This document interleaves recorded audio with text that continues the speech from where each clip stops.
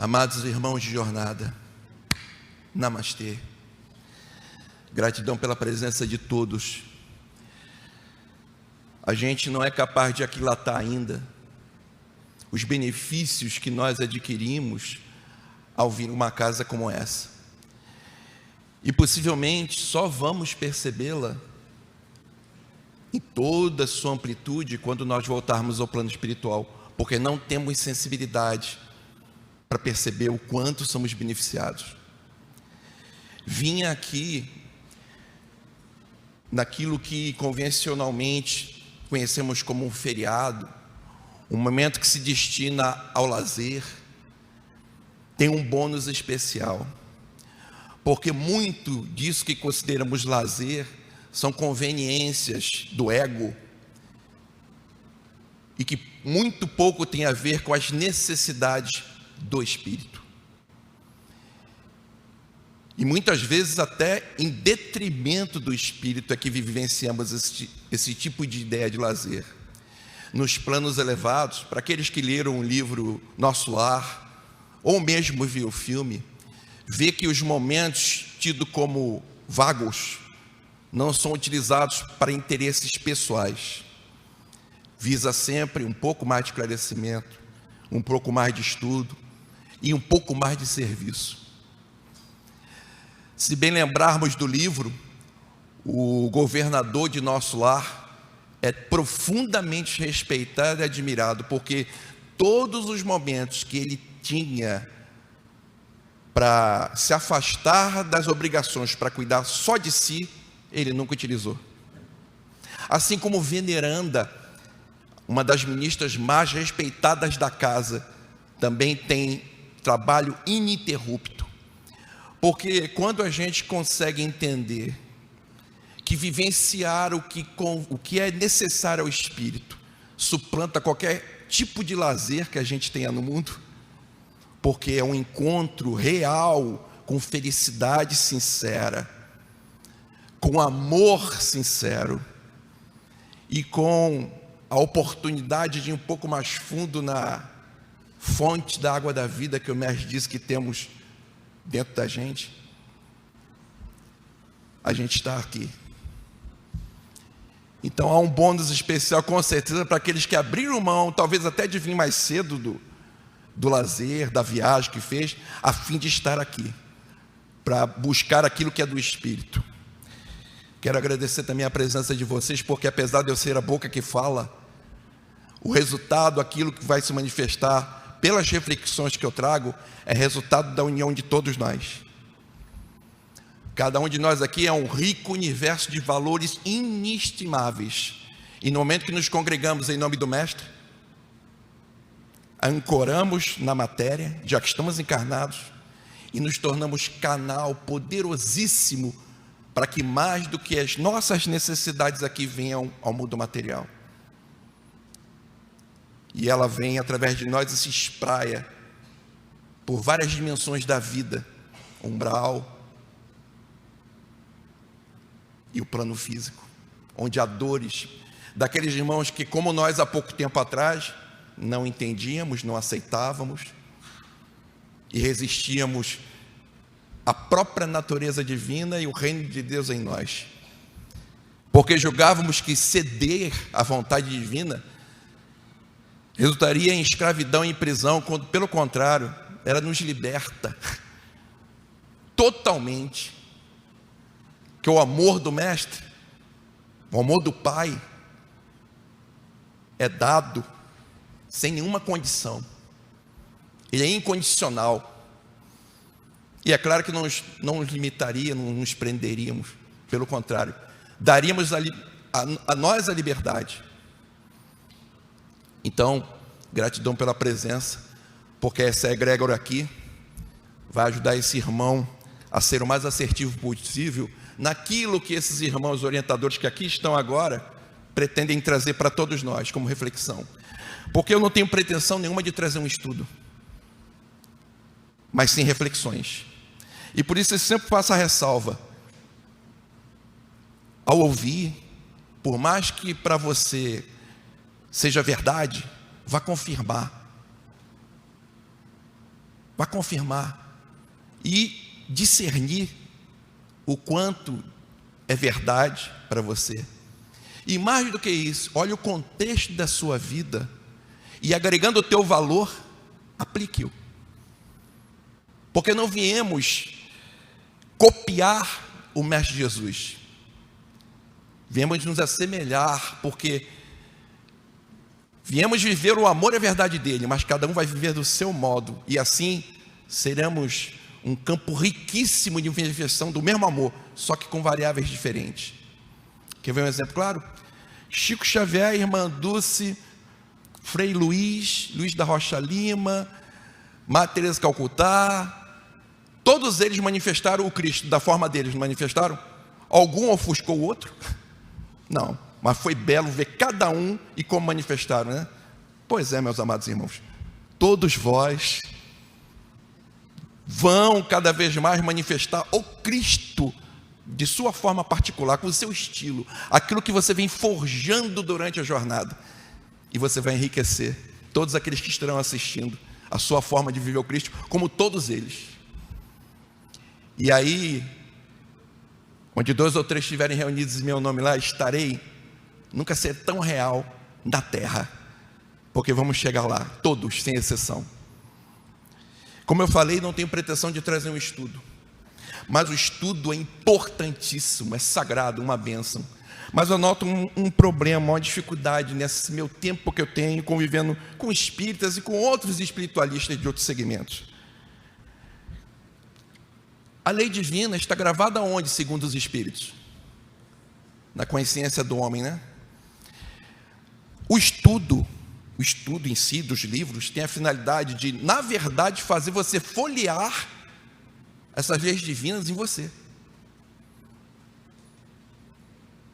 É preciso que você, ao estudar, acesse cada vez mais a lei divina em você. Porque você não anda todo dia debaixo do braço com o Evangelho segundo o Espiritismo. Você não pode dispor a qualquer momento, em toda parte, do livro dos médiuns, do livro dos Espíritos. E onde você acessa então, diante das circunstâncias da vida que acontece a todo instante, porque você tem que escolher a todo momento. Você precisa acessar aqui. E às vezes botamos tanto a concentração só no estudo e na leitura, que não fazemos a conexão. E andamos pelo mundo, diante das circunstâncias que aparecem, incapaz de decidir, porque você não, apesar de ler, não fez a conexão direta com a lei divina na tua consciência. E o que faz isso é a reflexão e a prática. Conheço pessoas que leem profundamente, estudam profundamente, mas às vezes coisas banais, claras, diante deles eles não conseguem ver. É a palavra morta, né? É a letra morta. Ela precisa ser viva, e para ser viva tem que ser pensamento constante. Olha, o estudo é essencial, e eu faço, tá? E os livros espíritas, que têm verdades contidas, têm a fantástica mania de fazer parecer ser um livro novo cada vez que você o lê. Você lê o livro, daqui a 2 anos você vai ler o livro, parece que é outro livro. Você fala, não é possível, é o mesmo livro. Isso é a maior prova de que você expandiu a consciência e de que você tem vivido aquelas leis divinas. Porque quando você não faz, você volta o livro e pouco vê de diferente. Porque você está preso ao estudo em si e não à vivência, a ligação, a conexão direta com a lei divina na sua consciência. E a gente precisa fazer isso. Por isso que o projeto aqui é reflexão. Cada um vai pegar seu livro e estudar, ou na escolinha, ou por si só. Veja se o que eu falo faz sentido, se é verdade para você. E aí, dentro dos seus valores, mediante seus valores, com as suas escolhas e discernimento, viva. Porque aí existe um outro detalhe também. O audiovisual no mundo, praticamente hoje é uma intoxicação. E essa intoxicação, para aqueles que mergulham demais nela, sem o devido cuidado, está incapacitando o ser humano de se concentrar em pensamento. Se você coloca um vídeo, Por mais que seja um vídeo interessante, falando de verdade, com mais de 30 minutos, a pessoa não consegue assistir. Ela está interessada, aquilo é verdade para ela, está tocando o coração, mas ela não é capaz de se concentrar por mais de 30 minutos. Por isso que os vídeos de 1 minuto, todo mundo quer assistir. Sabe o que é isso? Excesso de audiovisual. Reflexões como essa aqui, e não estou tirando o mérito daqueles que usam o audiovisual, tá? Para fazer uma palestra, não estou tirando. Mas esse tipo de coisa aqui obriga nós ao quê? Enquanto quem está falando, obriga nós ao quê? Você precisa vivenciar, você precisa rever vida, você precisa rever pensamento. O tempo todo que eu estou falando, vocês estarão vendo pontos importantes da jornada de vocês, que tem a ver com o que é dito. Isso é que importa. Eu sou capaz de ficar 3 horas assistindo um vídeo, se o assunto for interessante e de valor para mim. Assisto totalmente concentrado. Tem pessoas interessadas em buscar a verdade, mas se o assunto passa de 5 minutos, ela não consegue manter a concentração. Não é que não é interessante, mas ela está intoxicada de audiovisual para mantê-la atraída. Quando o que deveríamos usar ser atraído é a verdade, a descoberta do amor, o reencontro conosco mesmo. Dito isto, vamos à palestra em si. Aliás, vamos à reflexão em si. O tema: destino na visão espírita. Vou pedir licença a vocês para uma leitura aqui. Destino. Destino e livre-arbítrio sempre coexiste nas atividades humanas. O Criador infalível estabelece a vida universal. O homem infalível traça os roteiros da vida que lhe é própria. O Pai organiza as leis eternas. O Filho vale-se das experiências. Não há fatalidades para o mal, e sim destinação para o bem. É por isso que a todas as criaturas foi concedida a bênção da razão, como luz consciente no caminho. Se o Senhor Supremo estatui diretrizes e recomenda aos homens a execução dos princípios formulados, o homem é compelido a cooperar em sua obra divina.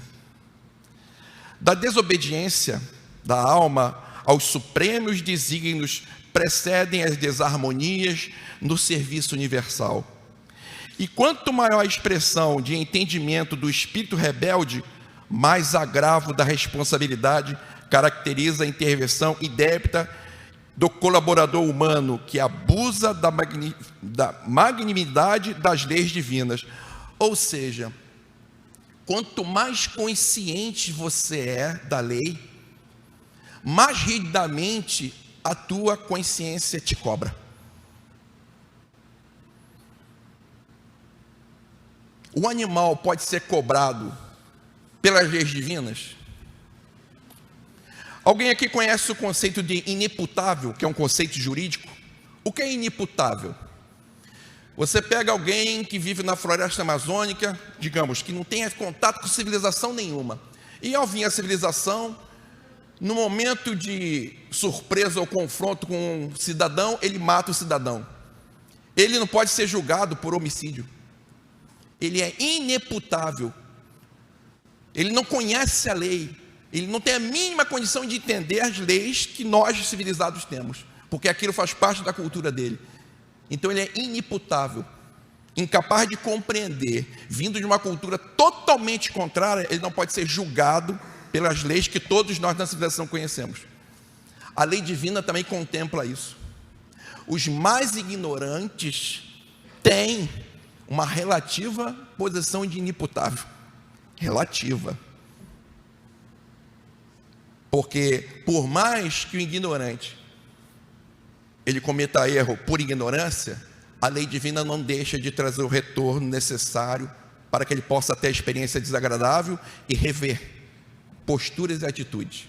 Mas quanto mais esclarecido você é, mais a consciência lhe cobra. Bom, eu sou um palestrante na casa, eu me esforço por trazer esclarecimento. Eu sei o quanto isso é verdade. Sempre falo aqui para olhar o outro irmão, seja ele quem for, instruído ou não, mal cheiroso ou não, perturbado ou não, como o Cristo encarnado, através daquele personagem que é um espírito passando experiências necessárias ao aprendizado. Então você toma uma atitude necessária segundo aquele personagem, mas não deixa de ver um filho do pai, irmão seu, na jornada educativa. Por isso namastê, né? A presença de Deus em mim reconhece e saúda a presença de Deus em você. Uso até esse cumprimento que é para mim não esquecer todo dia que eu estou diante de Deus o tempo todo. Apesar dele vir manifestado com deficiência, com dificuldade, é Deus.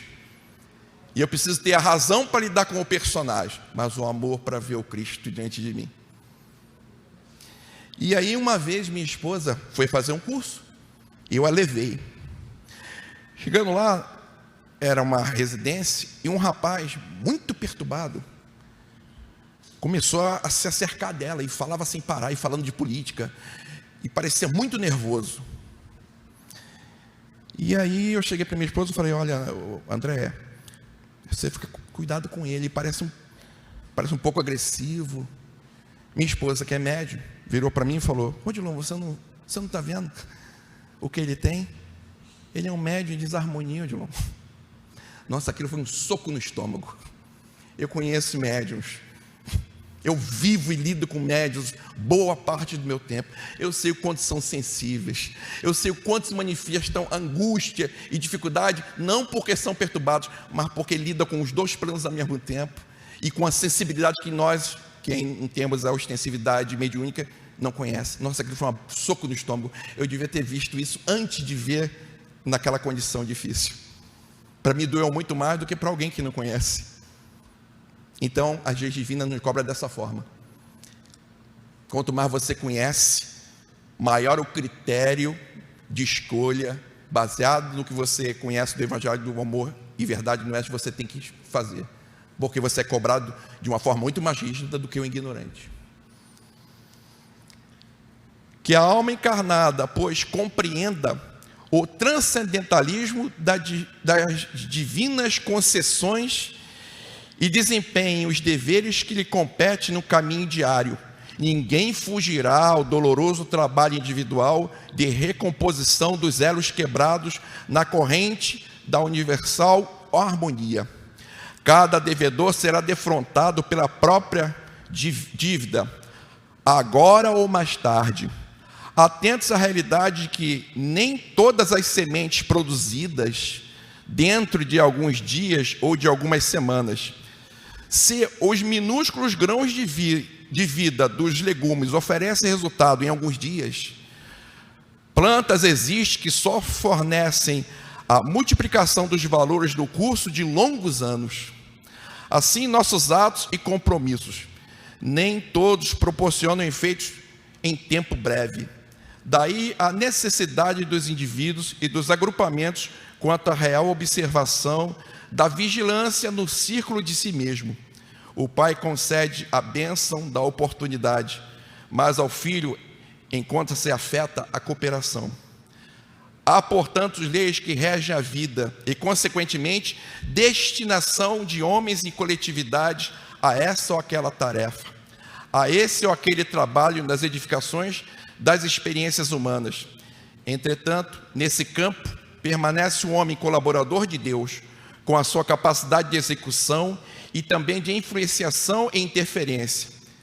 Que todos nós, portanto, usando os sagrados dons da liberdade interior, colabore com o Pai no maior engrandecimento de sua obra, a fim de que no esplendoroso amanhã do futuro venhamos a integrar as fileiras dos servidores fiéis a caminho da justa e real glorificação na eternidade.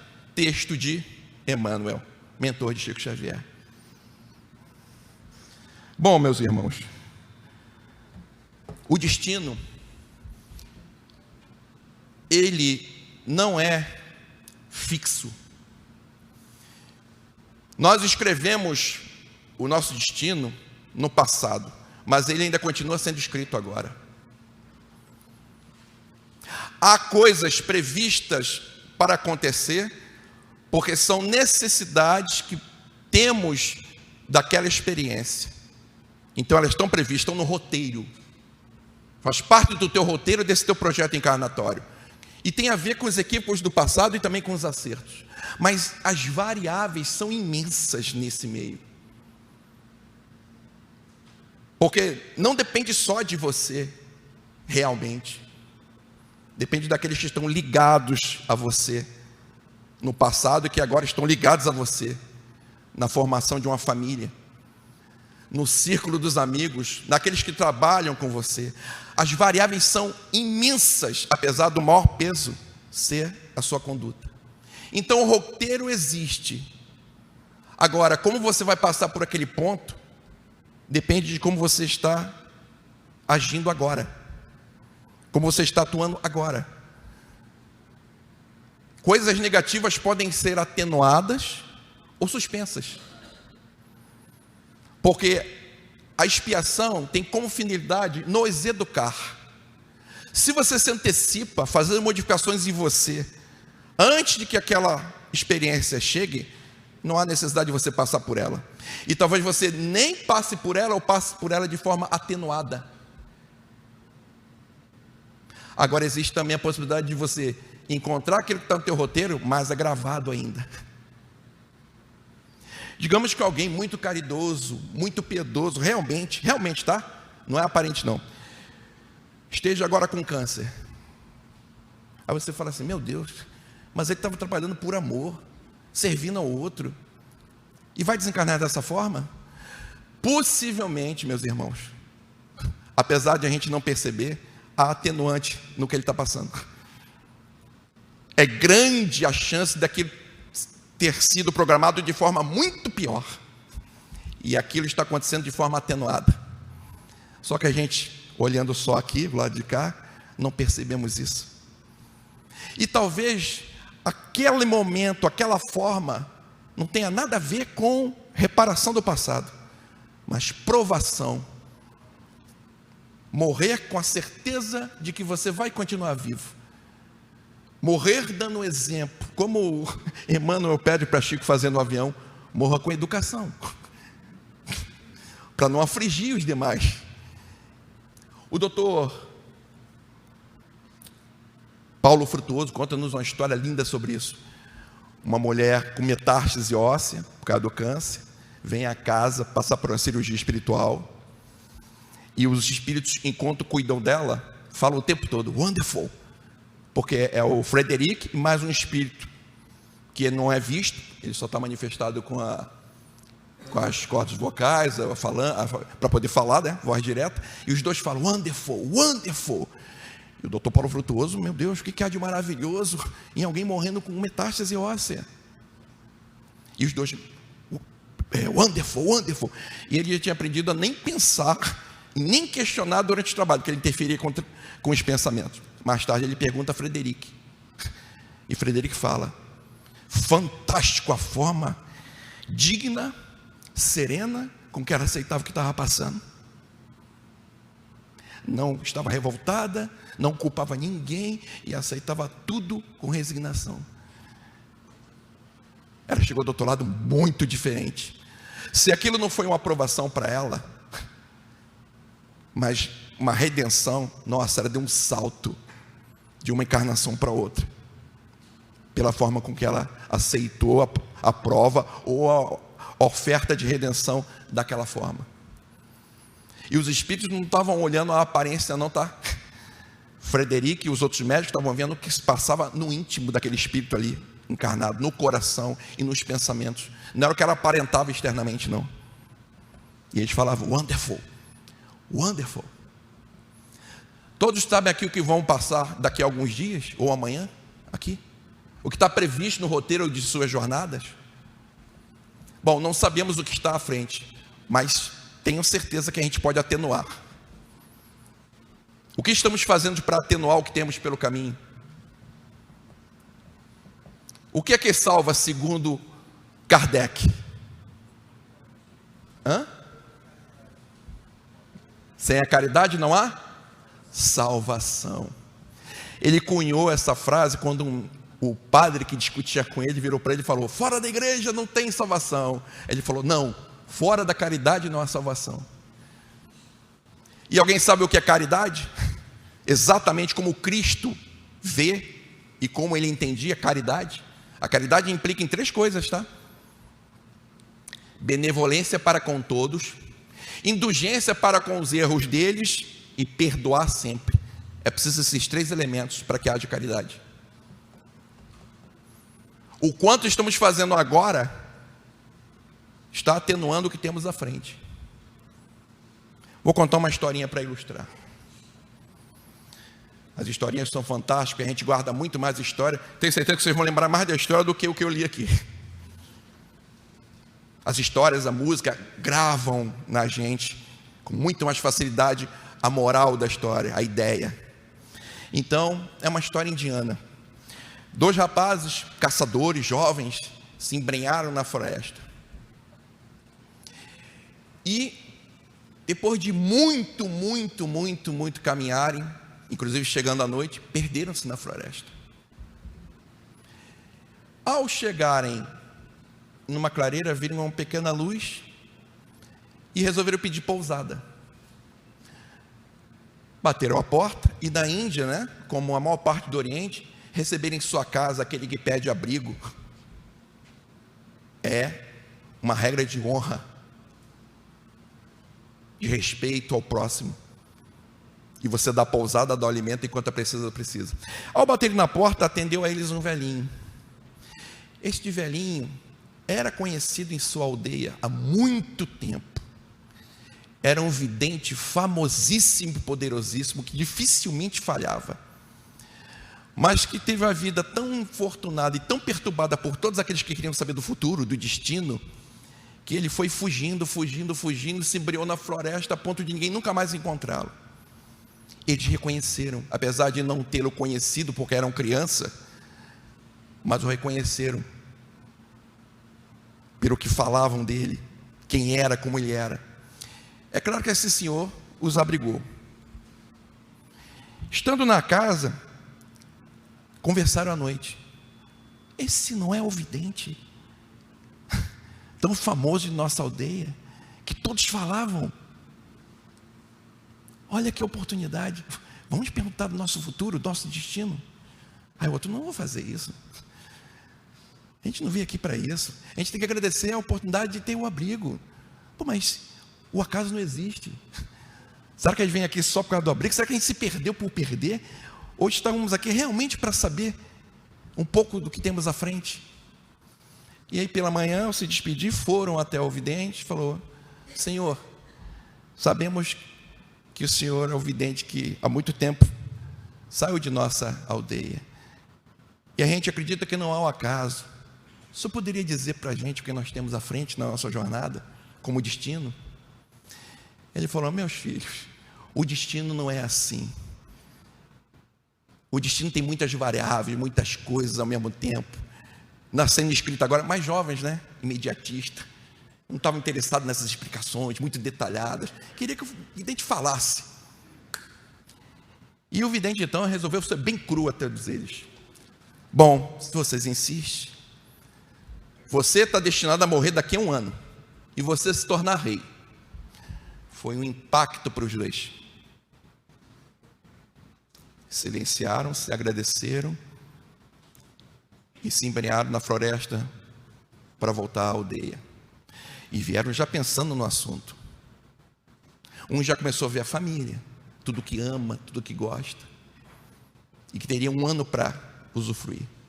E o outro já começou a pensar naquilo tudo que ele tinha para experimentar, que ele não pôde ter. E ao chegarem na aldeia, começaram a agir de acordo. O outro, que não era capaz de nem perceber a grama que pisava, começou a dar atenção ao pisar na grama, ter mais paciência em vez de discutir coisas banais, porque o tempo era curto, ele tinha que aproveitar próximo, amando, querendo bem. O tempo era curto, então até aquelas coisas que passavam ao longe da percepção dele, ele começou a olhar o amanhecer, o sol se pôr, o perfume de flores no ar, que ele nunca parou para observar. Como a mãe e o pai eram importantes para ele, como ia fazer falta quando ele não estivesse mais perto. E ali Ele não dava atenção, não dava valor. Os momentos que sua esposa, de quem ele se apaixonou, e que agora, por motivos de dificuldades na relação, perdeu a paciência, porque a paixão sumiu. O outro começou a impor a condição de rei que ainda não tinha. E começou a exigir respeito, admiração, favores, inclusive ameaçando. Olha, quando eu for rei, você não vai ficar assim não, tá? Você tem certeza que você não vai me ajudar? Começou a se tornar tremendamente insensível. E as pessoas que acreditavam no que o vidente falou, começaram a agir de acordo com medo da represária, da retaliação, do comportamento dele, já que ele, antes mesmo de ser rei, já tinha mudado completamente, se tornando arrogante, insensível, exigente. E passa-se o tempo. Próximo a completar o ano, o outro nem sequer adoeceu, e chegando o dia, também não morreu, assim como o outro também não se tornou rei. Ai, meu Deus do céu, o vidente vai errar exatamente com a gente. Ele nunca falhou. E aí passa-se mais um mês, 2 meses, 3, 6 meses. Não é possível. Bom, o outro estava feliz, né? Pelo contrário, aí que ele estava aproveitando mesmo, mais 6 meses, nossa, ainda tem mais 6 meses com esse que eu amo. Ele estava aproveitando mais, mas o outro ficando irritadíssimo, que ele não esperava logo usufruir desse poder que ele esperava chegar até ele, e de obter coisas, possuir coisas que ele não tinha, que tanto queria. Completa-se 2 anos, nada muda. E aí o que tinha previsão de ser rei foi atormentar o outro. O outro estava feliz da vida, mas ele não, incomodadíssimo. E aí convidou ele para ir buscar o vidente para esclarecimento. E convenceu o outro, mas como o outro estava numa fase do amor, não, eu vou servi-lo, eu vou acompanhá-lo, coitado, está perturbado, vou com ele, meu querido irmão, a gente caçava junto. Foi por amor, o outro foi irritado. No meio da floresta, depois de muito caminhar, a uma certa distância, uma bolsa ao pé de uma árvore. O que tinha previsão de ser rei correu para a bolsa. O outro estava curtindo a natureza, enquanto ele correu para a bolsa, olhando os pássaros, olhando as madeiras. Leão Tolstói fala um pouco disso. Há quem caminhe por uma floresta e nada mais veja do que lenha para a sua lareira. Esse era o que era rei. O outro não. O outro via muito mais do que lenha. Via os pássaros, as flores, via a natureza exuberante, via a oportunidade de ele estar usufruindo aquilo. Quem estava vivendo o que Leão Tolstói falou era o rei, que ele não via nada, ele só pensava o tempo todo que ele não tinha se tornado rei ainda. E aí seguiram em frente, até chegarem à cabana do vidente. Perdão, na hora que ele encontra a bolsa, e que ele vai abrir a bolsa, e o outro está parado aqui olhando a natureza, quando ele abre a bolsa, ele vê que é uma certa quantia de dinheiro na bolsa, e sem perceber, um homem sai da mata com a faca na mão, para apunhalá-lo pelas costas. Esse que está aqui olhando e curtindo a natureza, percebe, corre, se atraca com este que iria matá-lo, feri-lo, e numa briga furiosa, fere o braço. E o criminoso vai embora. Ele pega a bolsa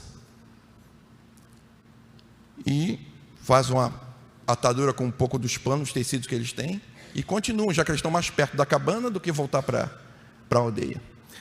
Chegando lá diante do vidente, questionam que a previsão dele estava errada. Como pode? Já são 2 anos, eu não me tornei rei e ele continua vivo.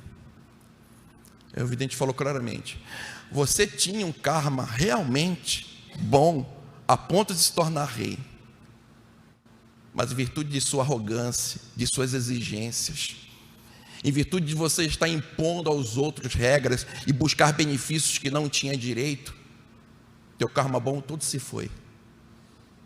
E ele, que começou a valorizar e modificar a sua forma de ver a vida e de conduzir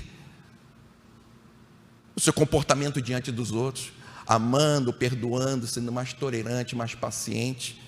O ferimento que iria matá-lo resume-se apenas a esse corte. Compreenderam? Lembra de Chico? Não podemos voltar atrás e fazer um novo início, mas podemos iniciar agora e fazer um novo fim. Todos sabem aqui o que tem pela frente? Resultado do que fizeram no passado? Não.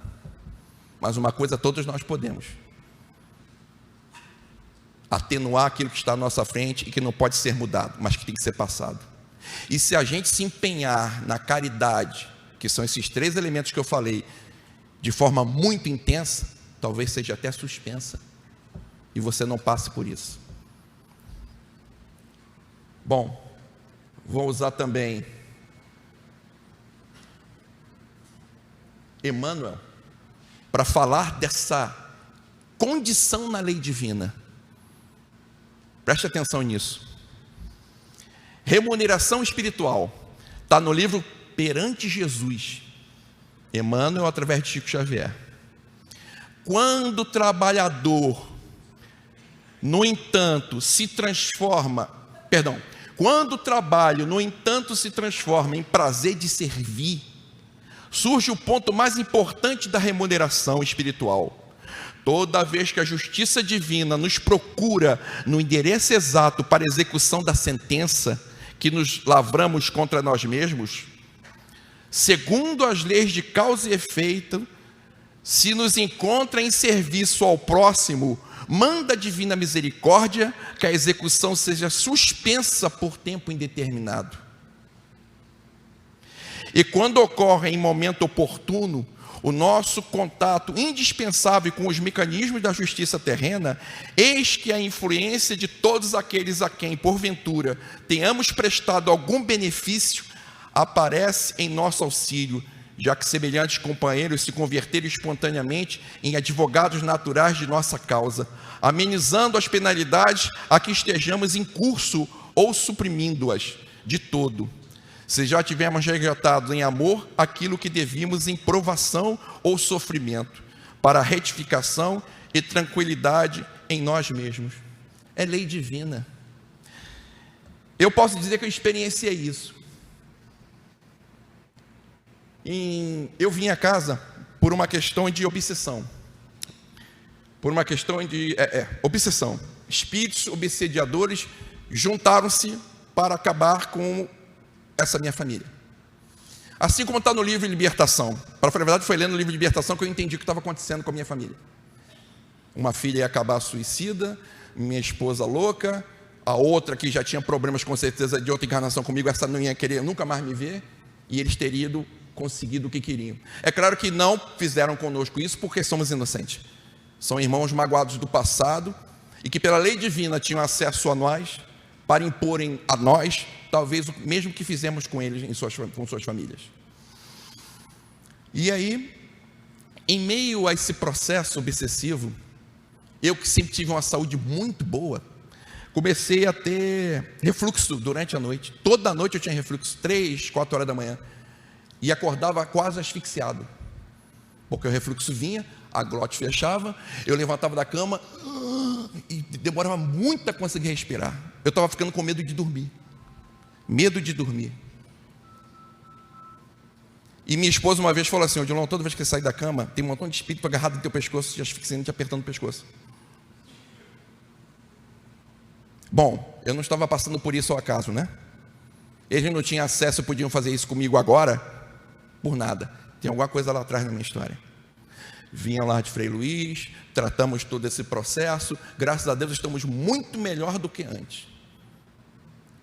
Mas eu, que já era espírita, e sempre me encantei, sempre fui um buscador, vi a oportunidade de me unir ao trabalho, participar, viver aquilo que a gente tanto estuda, tanto lê na prática.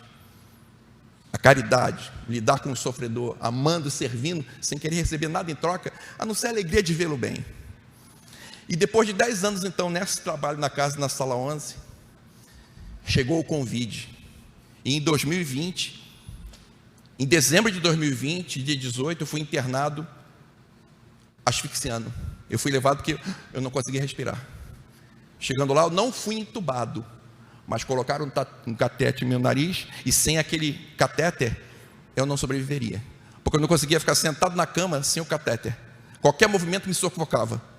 Eu fiquei 3 dias quase sem ir ao banheiro, porque ia ao banheiro, escovar dente, qualquer movimento, eu asfixiava mesmo com catéter de oxigênio.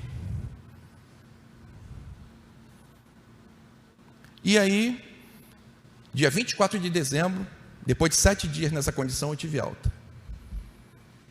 Vim para casa no Natal. Quando eu fui, eu lembrei inclusive de Chico, eu morri com educação. Então, eu falo tanto que existe vida após a morte, não posso agora agir diferente. A espiritualidade vai estar vendo. Então eu pensei, bom, se eu morrer de Covid, bom, eu vou ficar asfixiado, eu vou perder a consciência. Eu vou acordar do outro lado, pô, é assim? Ah, graças a Deus, está bem, né? É pior do que você numa cama, com dores. Então eu agradeci. E fui. Mas aí refletindo, eu pensei, bom, antes do problema, como é que os espíritos tentavam me matar, hein? Me asfixiando. O Covid mata do quê? Asfixia. Por que que eu não morri? Eu acredito que estava previsto o meu retorno ao plano espiritual nessa Covid, como tantos irmãos assim fizeram pelo mundo afora. Por quê? Eu fiquei apenas asfixiado, tendo que ser tratado, sentindo falta de oxigênio durante 7 dias. Quando a justiça divina veio até mim para me cobrar o que era justo do passado, eu tinha 10 anos de serviço ao amor ao próximo nessa casa.